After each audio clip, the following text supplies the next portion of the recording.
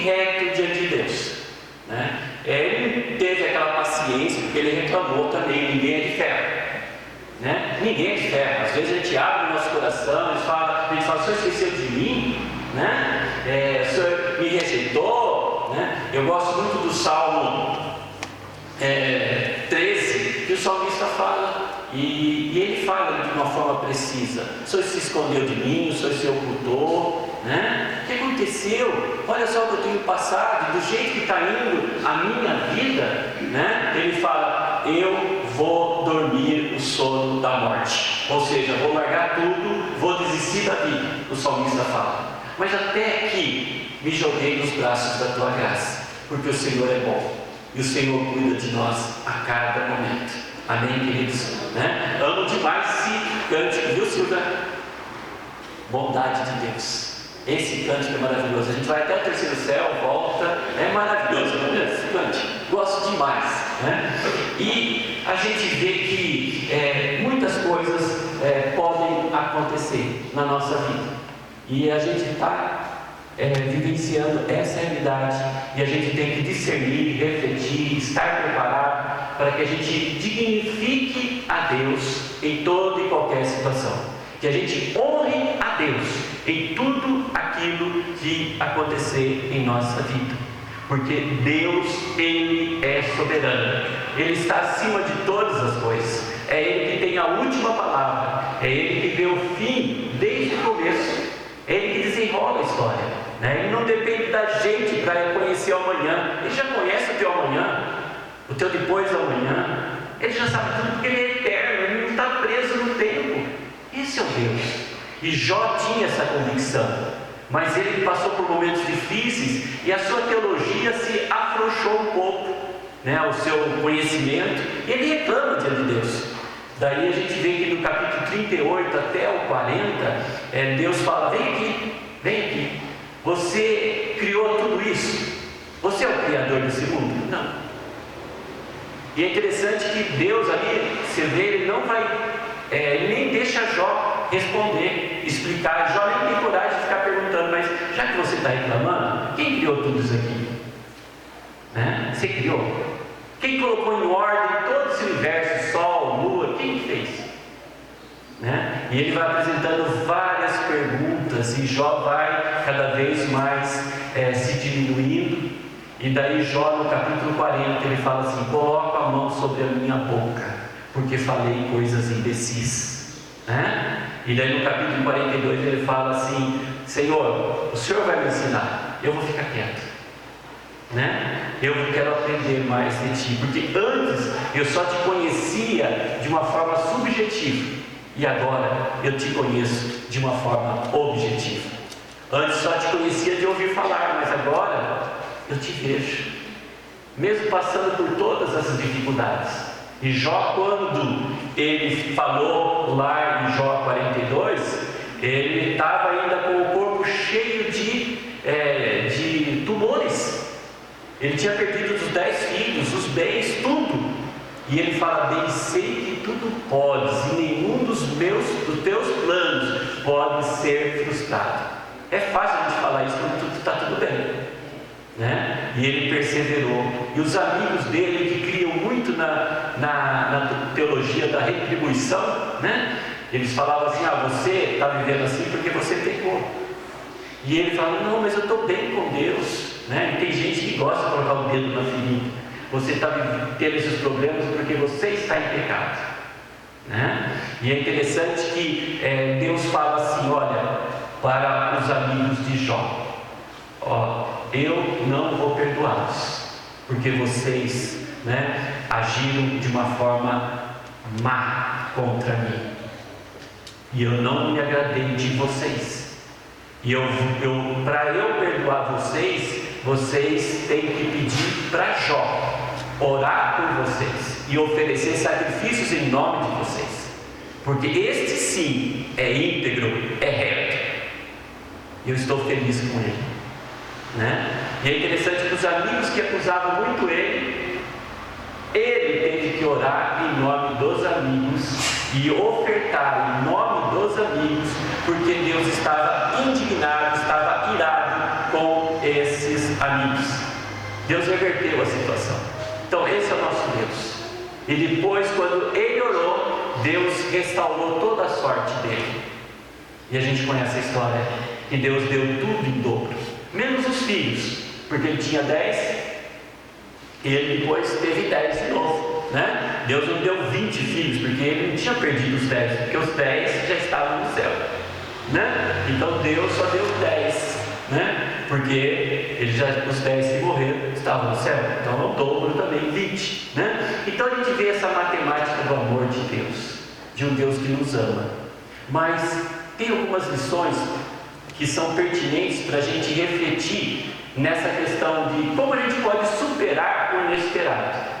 Como que a gente pode superar o inesperado nesse momento tão difícil que nós estamos passando, nesse momento de dúvidas, de dificuldades, onde a gente não tem uma perspectiva do amanhã, como será o amanhã, a gente fica preocupado, né? Será que eu vou conseguir me aposentar ou não? Assim, né? A gente fica com algumas preocupações, como será o casamento da minha filha, do meu neto, e vai indo. As preocupações não vêm quanto ao futuro, né? Mas a gente tem que descansar em Deus, porque Deus conhece os nossos amanhãs. E se eu creio que Ele conhece o meu amanhã, por que hoje eu vou ficar preocupado? Eu vou descansar nele, porque Ele trabalha para aqueles que nele esperam. Amém?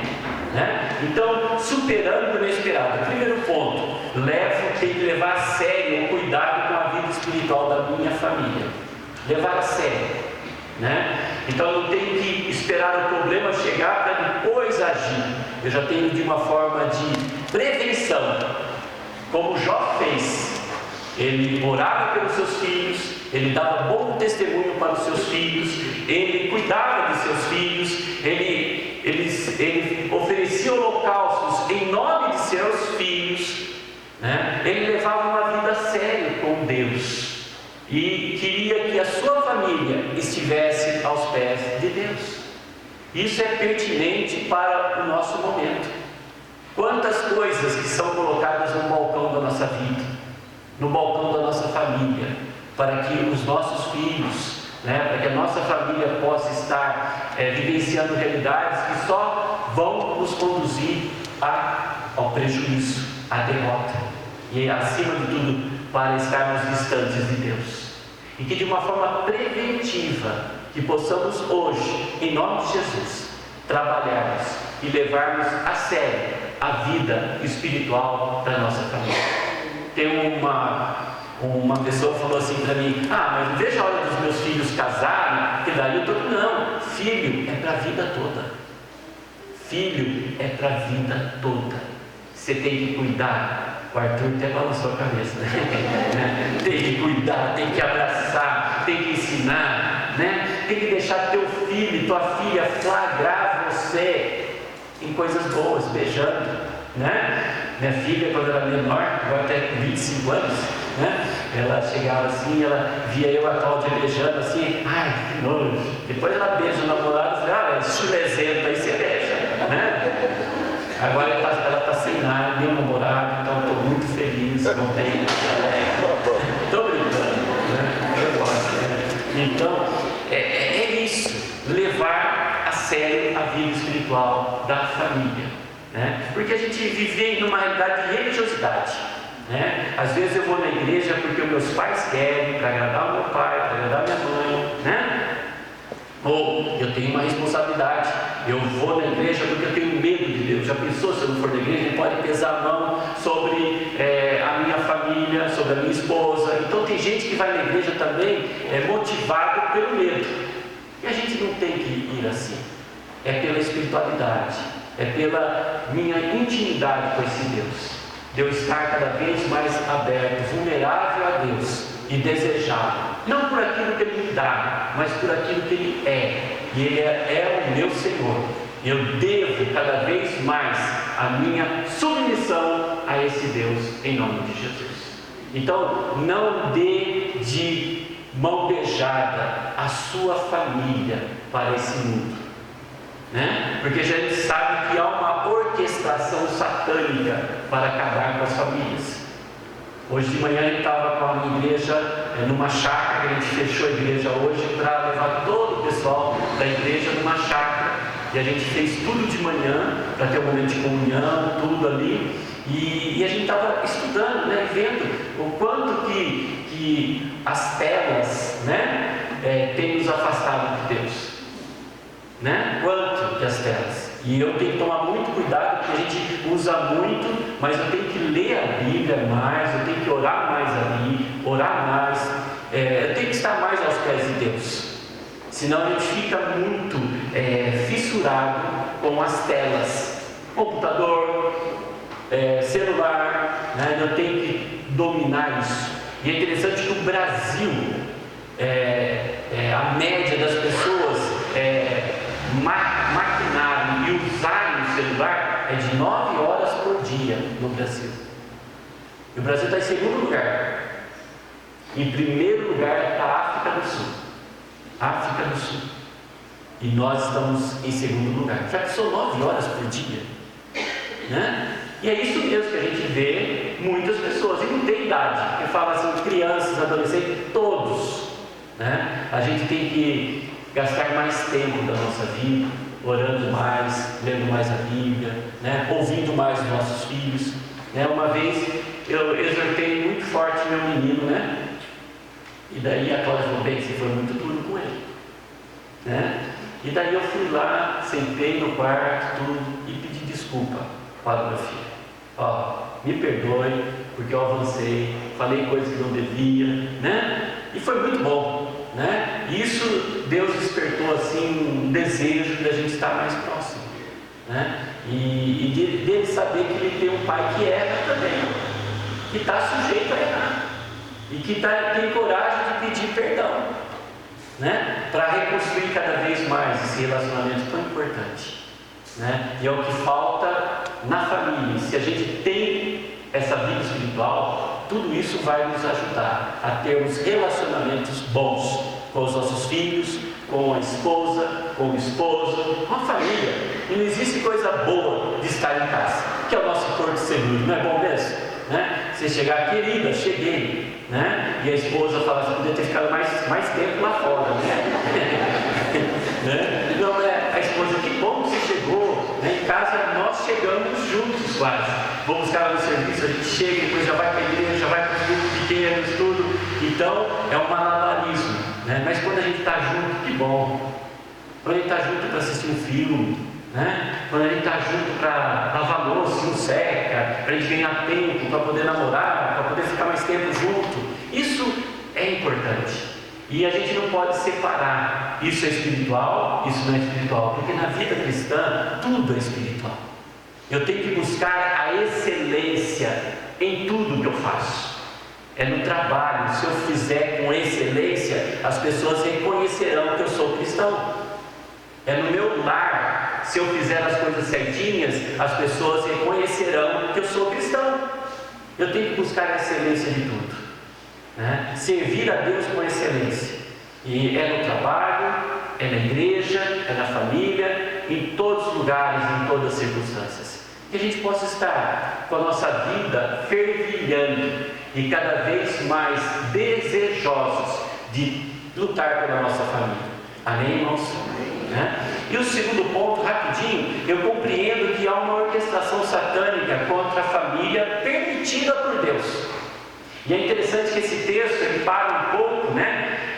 Ele mostra primeiro a ação de Jó com a sua família, depois ele fala aqui de uma reunião no céu dos filhos de Deus. Essa reunião no céu dos filhos de Deus são os anjos, arcanjos, serafins, né, querubins, que se reúnem nos céus com Deus, tipo assim, prestar relatório, né? E é interessante que Satanás, ele tinha essa permissão também de ir aos céus, né, para prestar relatório. Tanto é que Deus fala assim, o Senhor perguntou a Satanás, de onde vens? O Senhor sabe de tudo, né? Mas ele pergunta, respondeu ao Senhor e disse, de rodear a terra e passear por ela. né? E o habitat de Satanás, que significa o nosso adversário, ou o diabo, que é o acusador, os dois nomes é dessa mesma pessoa, né? Dessa besta, desse idiota. A gente vai xingando, aproveitando, né? Então, ele, o diabo, que é o nosso adversário, ele não está no inferno, ele está na terra. Porque quem tem as chaves do inferno e da morte é Jesus. Amém, queridos? Né? Esse contexto medieval, tudo que pintava assim que Satanás está no inferno. Não está no inferno, está na terra.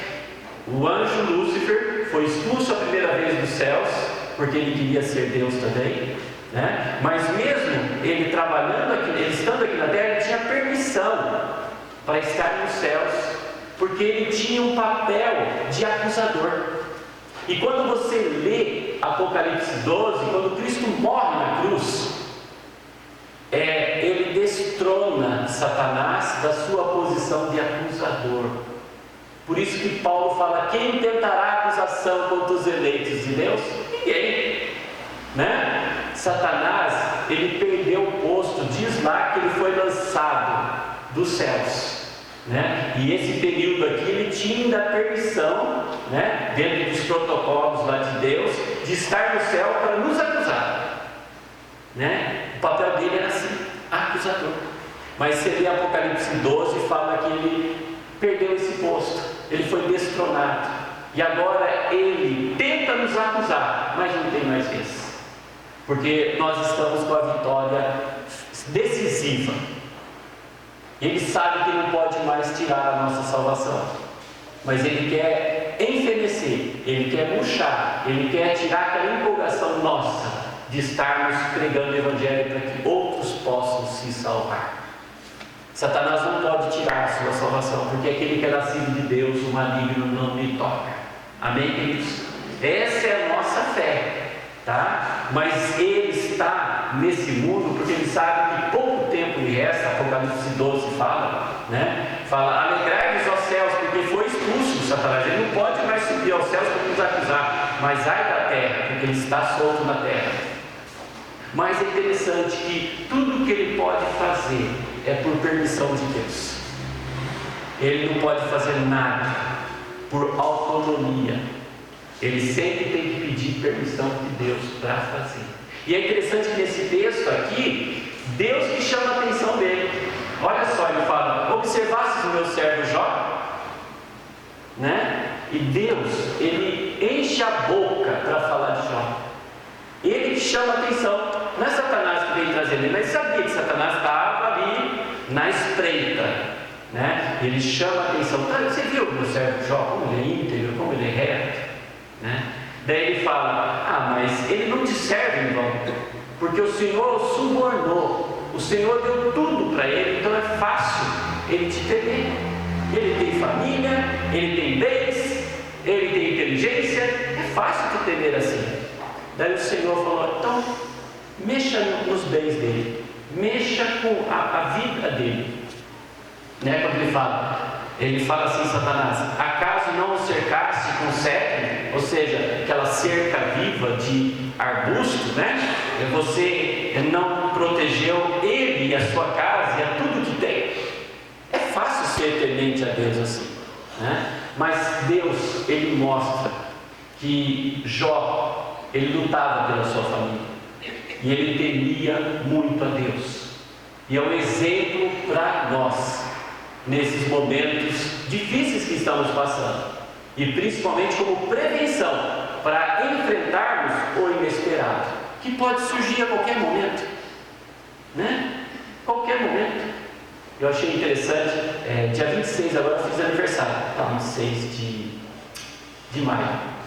Daí eu saí com meus filhos, com a Cláudia, e a gente estava jantando junto, e de repente eu tive uma crise, que eu tenho um problema que se chama válvula vagal. Válvula vagal. Então, se eu não mastigo bem e tomo refrigerante, coisa com gás, eu desmaio, né? E já desmaiei 3 vezes, né? Daí dá aquela situação meio difícil e complicada. Daí eu fui no médico, fiz, irmão, será que tem problema na cabeça, tem parafuso solto, alguma coisa assim? Não, só tem que comer mais devagar, né? Evitar coisa do gás, porque atrapalha ali, né? E é uma sensação muito difícil, porque você vê, você vai perder o sentido e desmaia rapidinho, daí você volta, né? Então, e eu estava tão feliz ali com a família, e de repente aconteceu isso, né? E são coisas que acontecem na nossa vida, né? Eu estava tão bem em 2019, veio uma depressão. Puxa, eu estava tão bem, eu estava tomando banho. Ai, meu Deus. Então, é que eu mexo. Segura a mão aí. Então, é isso, irmãos. E são coisas inesperadas que vêm na nossa vida. Mas a gente tem que reconhecer que Deus é soberano. Amém?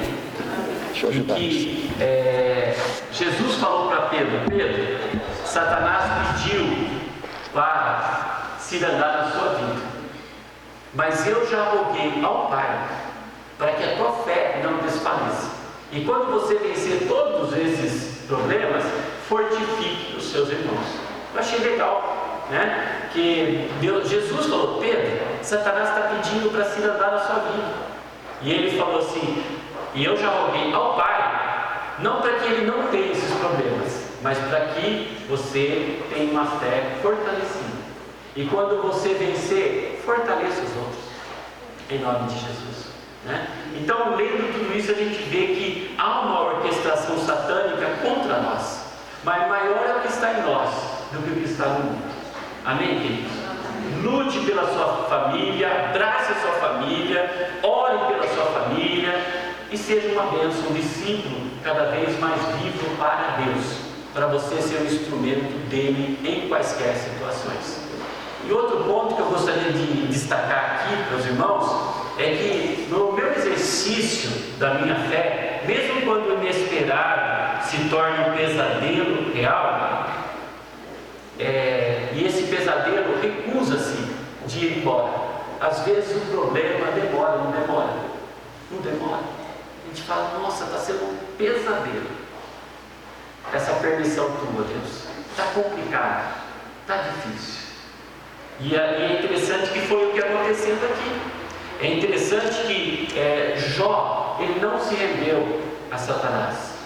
Daí Satanás de novo, capítulo 2, depois você pode ler, ele aparece no céu e Deus pergunta: Senhor, disse a Satanás, de onde vês? De novo.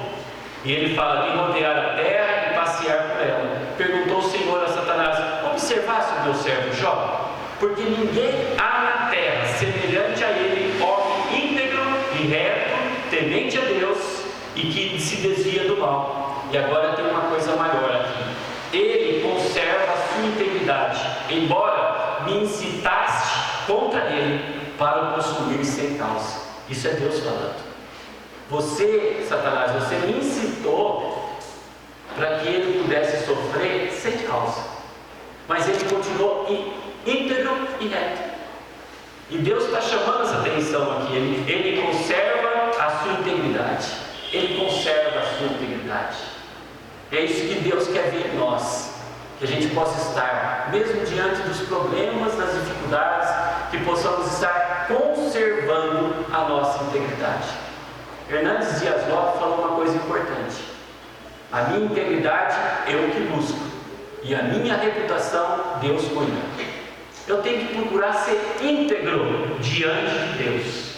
A minha reputação Deus cuida, né? E esse é o Deus que trabalha na nossa vida. E a gente pode ver que Jó, os problemas só foram aumentando.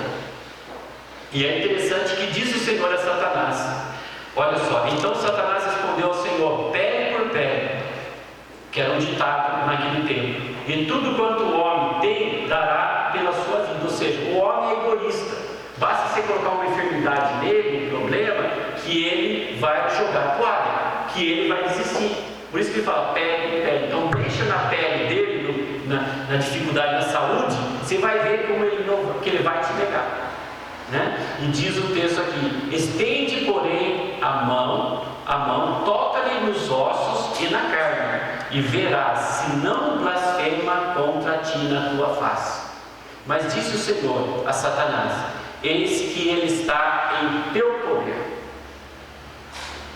mas poupa-lhe a vida. Deus aqui, ele permite Satanás atuar ainda na vida de Jó, mas com limitação. Deus vai freando. Você pode, mas calma, freia. Então, você pode ver que nós temos um Deus que é soberano. Ele sabe dos nossos limites. Ele sabe até que ponto a gente pode aguentar. E Ele não dá nada além daquilo que a gente pode suportar. E Ele está conosco para a gente poder vivenciar em todas as realidades. É isso que é maravilhoso.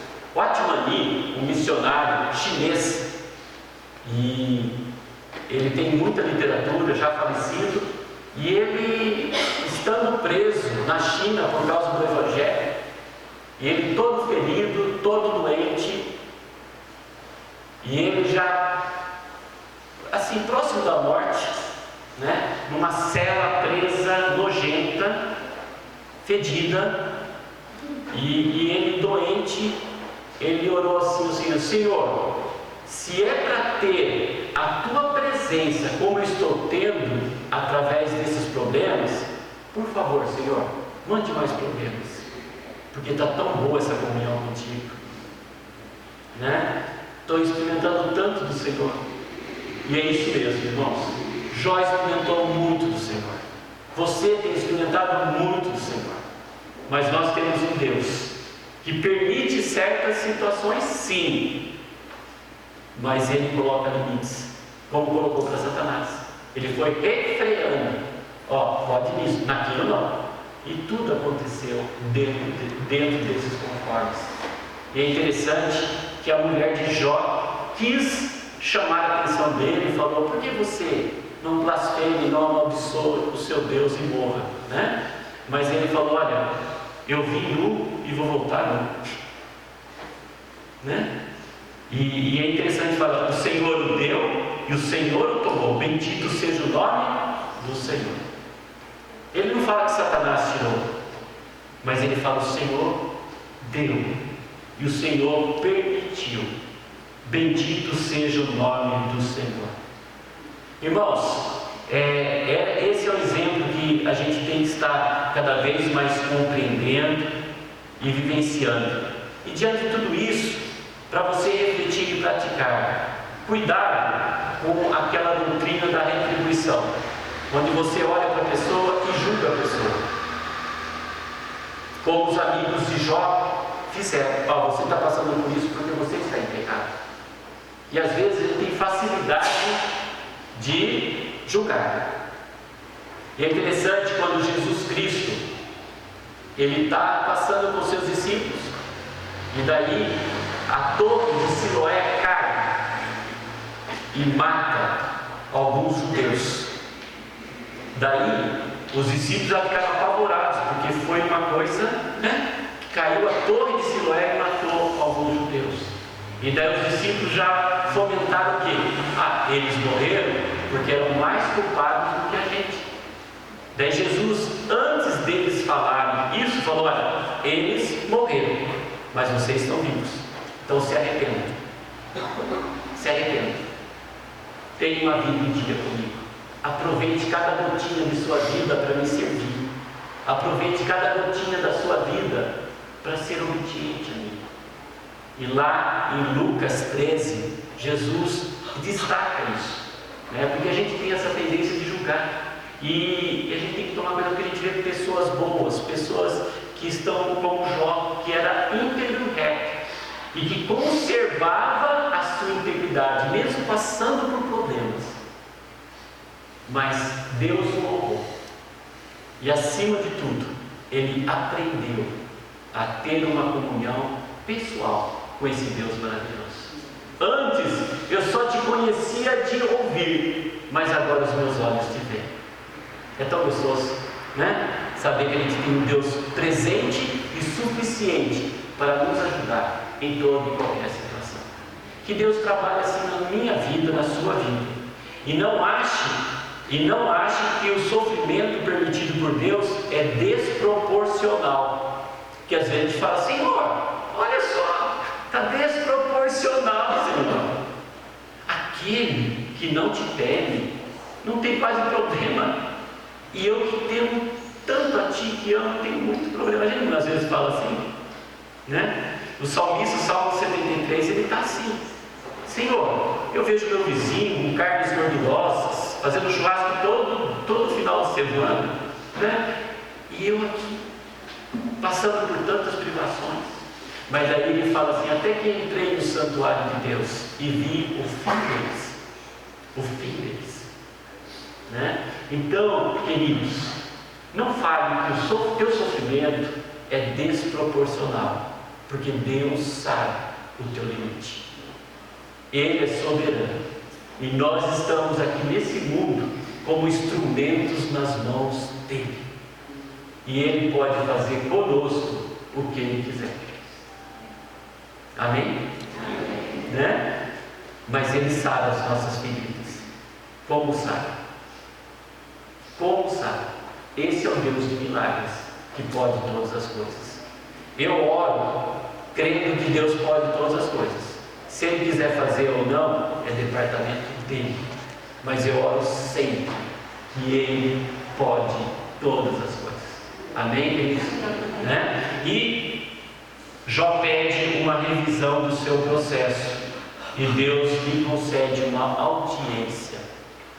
Nesse momento Deus fala: você pode fazer isso? Quem criou isso? Quem organizou tudo? Daí ele vê que é só Deus mesmo. Quem sou eu para discutir com Deus? Quem somos nós, irmãos? Quem somos nós? Então, que a gente possa estar superando e suportando o inesperado, sempre crendo em Deus e vivendo nessa sintonia da vontade de Deus, e sempre crendo que Ele é bom. Quando eu fui pastor lá no Jardim Nova Europa, em Campinas, pastorei lá há 11 anos, né? E eu ia visitar o Senhor lá, e ele perdeu quase toda a família, né? Eu ia lá e ele sempre falava assim: pastor, Deus é verdadeiramente bom. E às vezes eu ia reclamar com ele alguma coisa, eu ficava quieto, né? Deus é verdadeiramente bom. Sabe aquela paz que a gente sente em situações insolúveis, difíceis? É Deus nos ajudando, e Ele cada vez mais aumenta essa paz, em nome de Jesus. Amém? Amém. Que a gente, em nome de Jesus, a gente possa acreditar, que a gente possa ter essa fé, não fé de conceitos, não fé de crendice, não fé na fé, mas fé em Jesus Cristo, porque Ele sim é poderoso, e Ele está aqui hoje através do seu Espírito. Ele está entre nós aqui através do seu Espírito, e Ele está dentro de nós através do seu Espírito. Você confia nele? E nós vamos sair daqui e Ele vai nos acompanhar. Amém? Até o fim. Ele não desiste da gente e não vai desistir de você, em nome de Jesus. Amém?